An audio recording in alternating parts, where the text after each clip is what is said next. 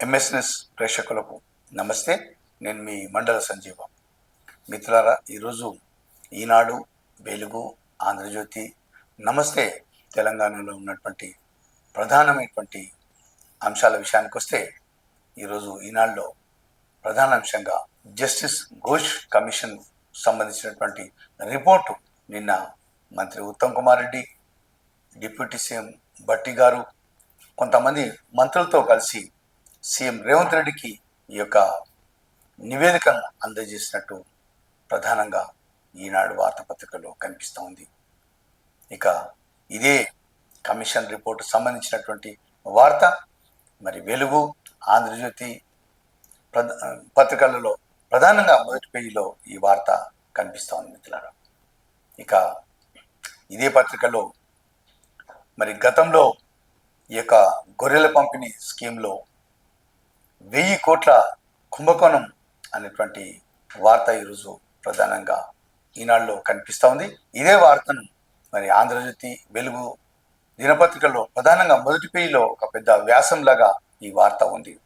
మరి అప్పట్లో తలసాని ఇంట్లో మాజీ ఓఎస్డి ఇంట్లో ఈడీకి కీలక సమాచారం, సుమారు ఈ యొక్క 1000 కోట్ల సంబంధించినటువంటి కుంభకోణంలో అక్కడి నుంచి సేకరించినటువంటి ఈ యొక్క కోట్ల రూపాయలు 200లకు పైగా బెట్టింగ్ యాప్ ఖాతాల్లోకి లావాదేవీలకు వెళ్ళినట్టు మరి అధికారులు గుర్తించినటువంటి వార్త కూడా ఈ యొక్క పత్రికలో కనిపిస్తూ ఉంది. ఇక ఇదే వార్తాపత్రికలో గొర్రెలు కొన్నది లేదు, లబ్ధిదారులకు ఇచ్చింది లేదు, కానీ భారీగా ఈ యొక్క గొర్రెల కుంభకోణంలో పలువురి పాత్ర ఉంది. మరి ఎవరెవరి పాత్ర ఎంత ఉంది, మరి అధికారుల పాత్ర ఎంత ఉంది, నాయకుల పాత్ర ఎంత ఉంది అనేటువంటి సమగ్రమైనటువంటి రిపోర్టు మరి 2-3 రోజుల్లో ఒక తుది రిపోర్టు వస్తుందని చెప్పేసి ఆశాభావులు వ్యక్తం చేస్తున్నారు. మరి అది త్వరలోనే ఈ యొక్క రిపోర్టుకు సంబంధించిన వివరాలు చూడొచ్చు మిత్రులారా. ఇక మిత్రులారా, వెలుగు దినపత్రికలో ఈ యొక్క గొర్రెల స్కామ్ సంబంధించినటువంటి వార్త, గొర్రెల స్కామ్ 1000 కోట్లు అనేటువంటి ప్రధానమైనటువంటి హెడ్డింగ్తో ఉన్నటువంటి వార్త ఈ పత్రికలో కనిపిస్తూ ఉంది.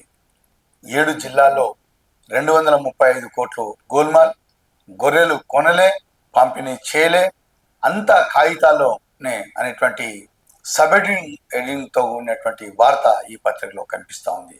ఇక చనిపోయిన వారి పేర్లపైన యూనిట్ల పంపిణీ, నీకెంత నాకింత, అదే రీతిలో దోచుకున్న దొంగలు అనేటువంటి సబ్ ఎడిటింగ్తో ఉన్నటువంటి వార్తలు ఈ పత్రికలో కనిపిస్తూ ఉంది మిత్రులారా.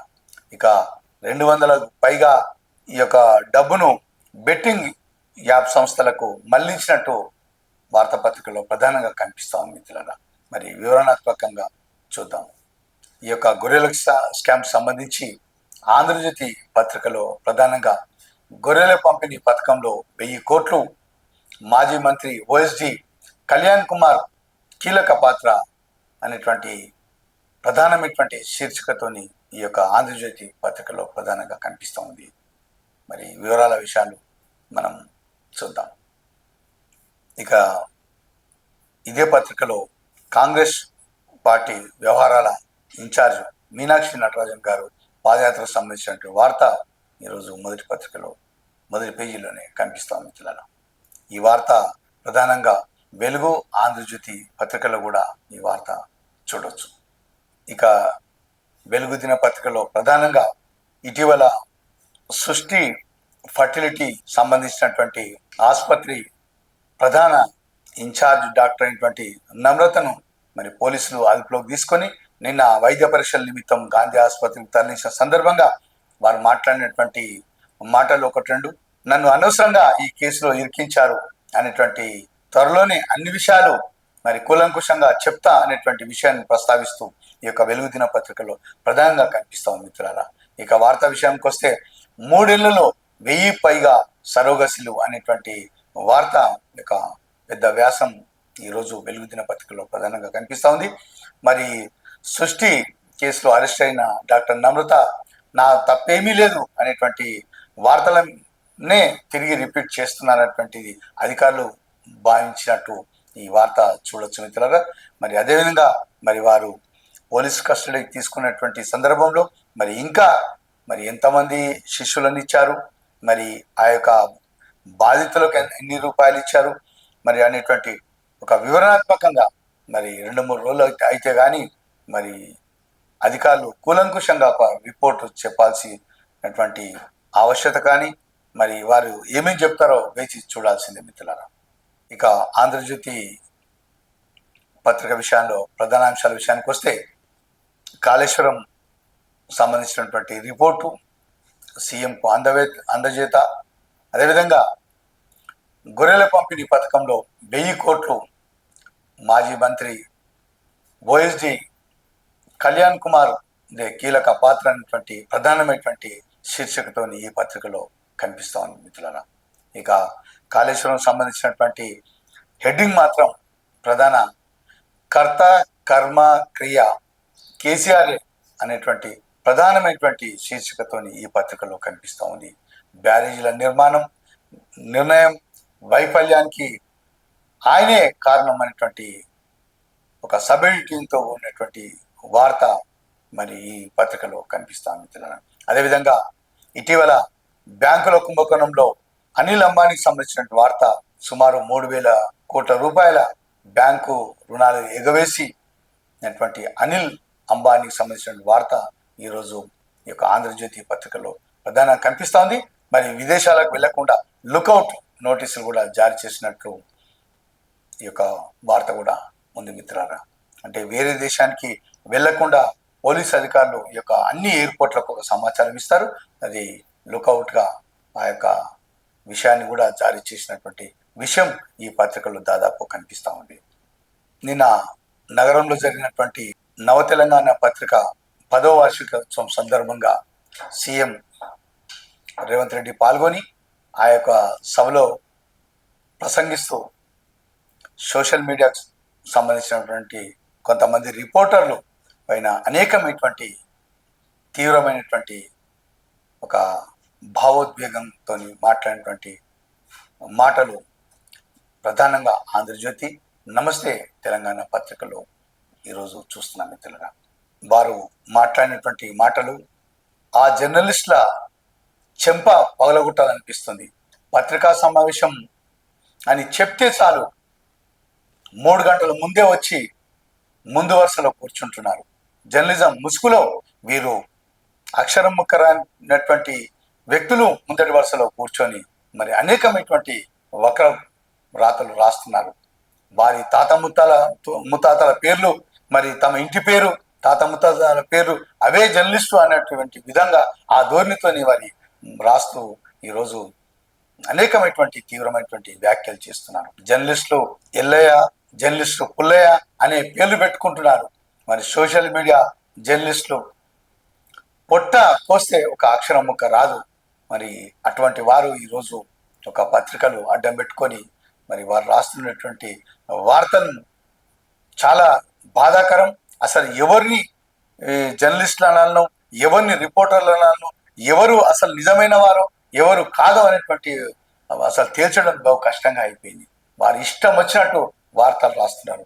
ప్రభుత్వానికి సంబంధించి, ఈ యొక్క జనాభాకు సంబంధించి వారి ఇష్టం వచ్చినట్టు ఏది పడుతుంది ఒక ప్రజలను పక్కదో పట్టించే విధంగా ఈరోజు పత్రికలలో వార్తలు రాస్తూ మరి కించపరిచే వ్యాఖ్యలు కూడా చేస్తున్నారని చెప్పేసి ఈ యొక్క సోషల్ మీడియా జర్నలిస్టులు, రిపోర్టర్లకు సంబంధించినటువంటి వారిపై అనేకమైనటువంటి తీవ్ర వ్యాఖ్యలు చేసినటువంటి సీఎం సంబంధించిన వార్తలు ఈరోజు ప్రధానంగా నమస్తే తెలంగాణ ఈ యొక్క ఆంధ్రజ్యోతి పత్రికలో కనిపిస్తూ ఉంది మిత్రులారా.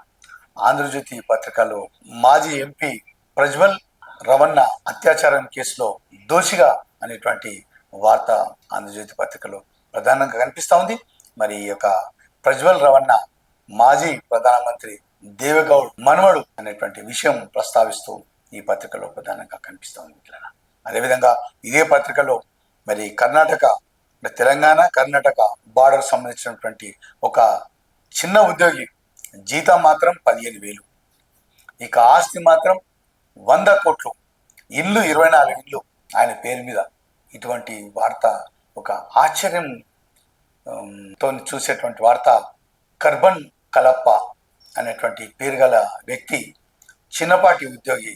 మరి ఆస్తులు మాత్రం ఈ విధంగా అధికారులను ఆశ్చర్యం కలిపే విధంగా ఈయన ఆస్తులు చూస్తే చాలా మరి ఎంతోమందికి అవునా ఇది నిజమా, ఇంత సంపాదించాడా ఆ ఉద్యోగి అనేటువంటి వార్త ఈరోజు ప్రధానంగా ఒక పెద్ద వ్యాసం కూడా ఈ యొక్క ఆంధ్రజ్యోతి పత్రికలో కనిపిస్తాను మిత్రులారా. ఈరోజు నమస్తే తెలంగాణ వార్తాపత్రిక విషయానికి వస్తే సీఎం రేవంత్ రెడ్డి ఇప్పటి వరకు 50 సార్లు ఢిల్లీ వెళ్ళినటువంటి సందర్భానికి సంబంధించిన వార్త.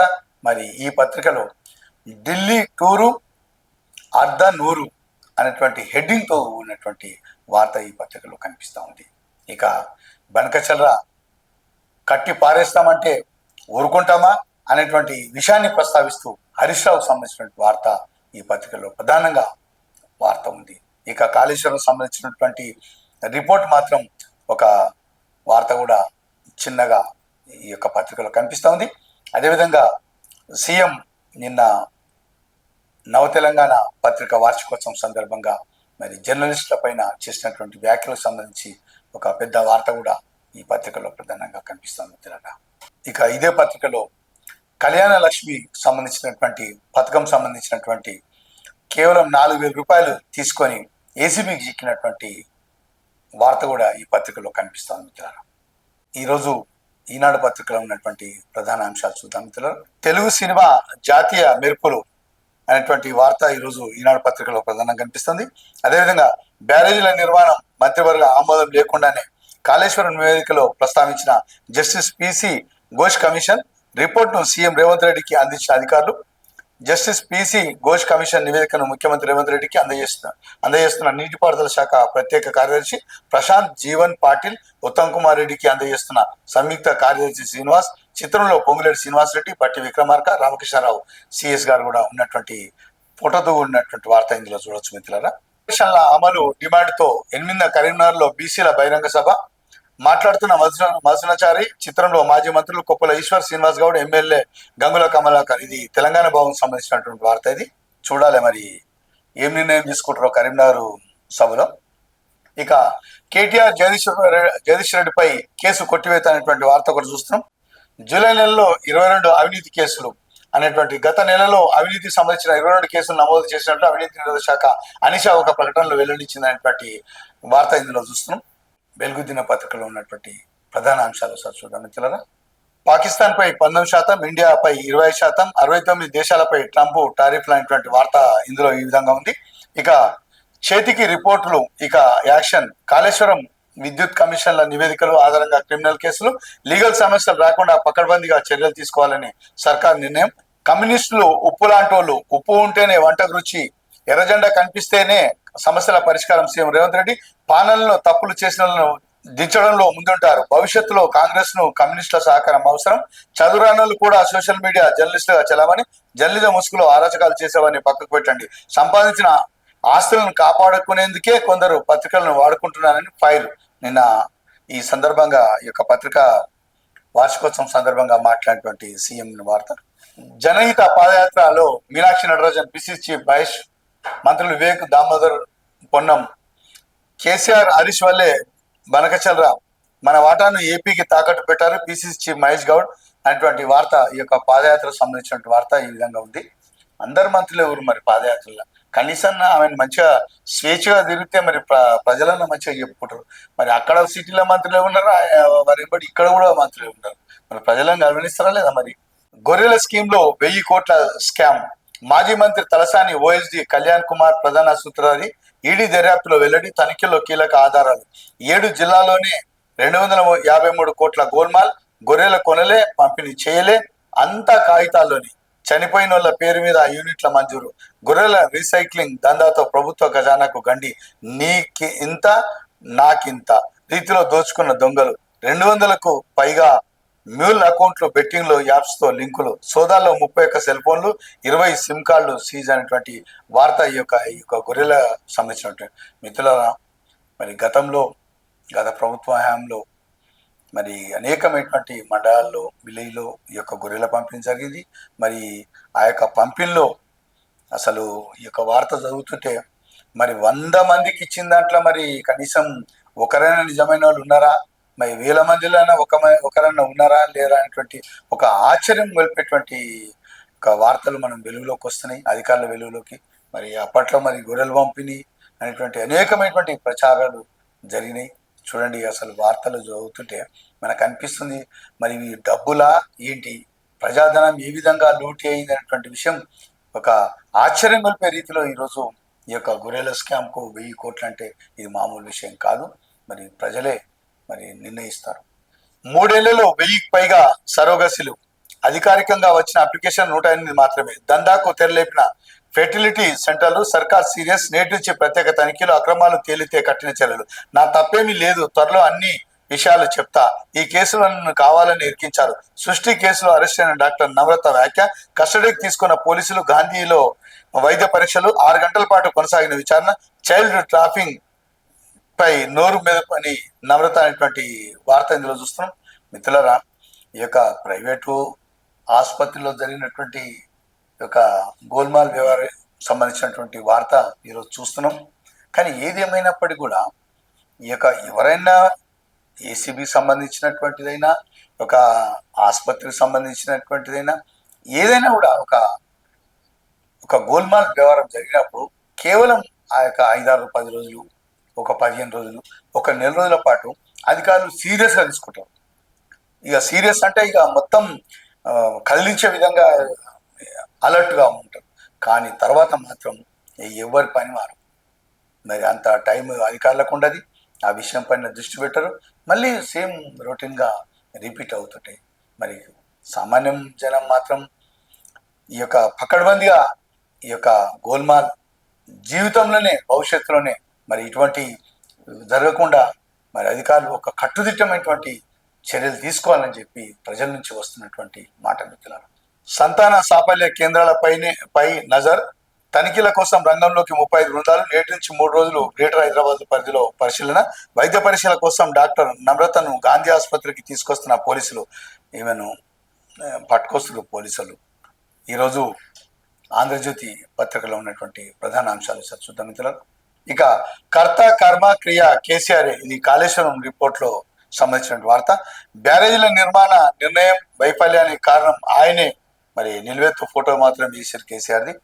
ఇటీవల మిత్రులారా, ఈ యొక్క కాళేశ్వరం సంబంధించినటువంటి అనేకమైనటువంటి సీనియర్ ఇంజనీర్లు హరిరామ్, అదేవిధంగా నూనె శ్రీధర్ బాబు, మరి ఇటీవలనే ఒక నెల రోజుల క్రితం మురళీధరరావు, ఎవరిని కదిలించినా ఈ యొక్క 600 కోట్లు 500 కోట్లు అనేటువంటి వార్త. ఏసీబీకి చిక్కినటువంటి అధికారులు అనేకమైనటువంటి కోట్ల కుంభకోణంతో ఉన్నటువంటి స్థిర చిర ఆస్తులు అనేటువంటి వార్త మనం ఇటీవలనే చదివాం. మరి నివేదిక కూడా ఒక పూర్తి రూపంలో ఇచ్చారు. మరి రాబో కాలంలో ఆ రిపోర్ట్లో ఏముంది స్పష్టంగా, మరి ప్రభుత్వం ఏ నిర్ణయం తీసుకుంటారు, మరి ఏ విధంగా న్యాయం జరుగుతుంది అనేటువంటి విషయాలు మనం త్వరలో తెలుస్తుంది మిత్రులారా.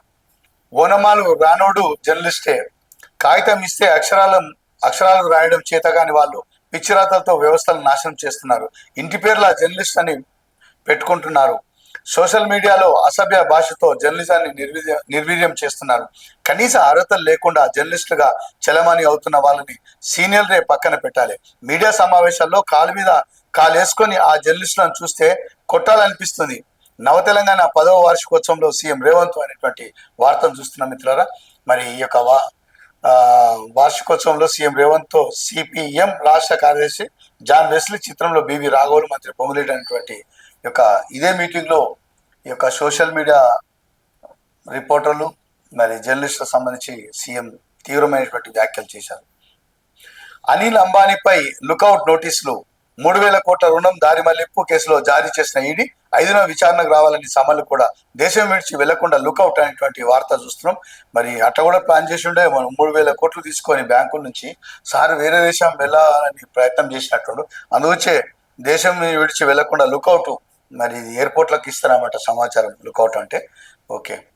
మరి బ్యాంకు వాళ్ళు మాత్రం గరీబోనికి 1,00,000 రూపాయల లోన్ గురించి 100 కాయిదాలు అడుగుతారు. వీళ్ళకేమో 1,000 కోట్లు. ప్రజ్వల రేవన్న దోషే, అత్యాచారం కేసులో నేరం రుజువు, తీర్పు వెలువరించిన బెంగళూరు కోర్టు, నేడు శిక్ష ఖరారు. తీర్పు విని కోర్టులో హాల్లో ఏడ్చిన ప్రజ్వల్. జేడీఎస్ మాజీ ఎంపీ పైన నమోదైన 4 అత్యాచార కేసుల్లో ఇదొకటి. ఈయన మాజీ ప్రధాని దేవగౌడ్ మన్మడట, మాజీ ఎంపీ. జీతం 15,000, ఆస్తి 100 కోట్లు. కర్ణాటకలో ఓ కాంట్రాక్టు ఉద్యోగి భారీ అవినీతి, లెక్కల్లో చూపని అనేక ఆస్తులు. లోకాయుక్త దాడిలో వెలుగులోకి. 24 ఇల్లు దొర పేరు మీద, 40 ఎకరాల భూమి, 5 ఇంటి స్థలాలు, కారు బంగారం గుర్తింపు. మరి మిత్రులరా, కొంతమంది అయితే మరి ఈయన జీతం ఏమో 15,000 ఉంది, ఆస్తి 100 కోట్లు అంటే ఇది మామూలు విషయం కాదు. ఈ యొక్క కొంతమంది చిన్న ఉద్యోగులే కదా అని మనం అనుకుంటాం. పాపం ఆయనకు ఏమొస్తాయా 15,000, 20,000, ఆయన సంసారం నడుస్తుందా అని చాలా మంది ఒక దీనంగా, కడు దయానీయంగా మాట్లాడుతుంటాం.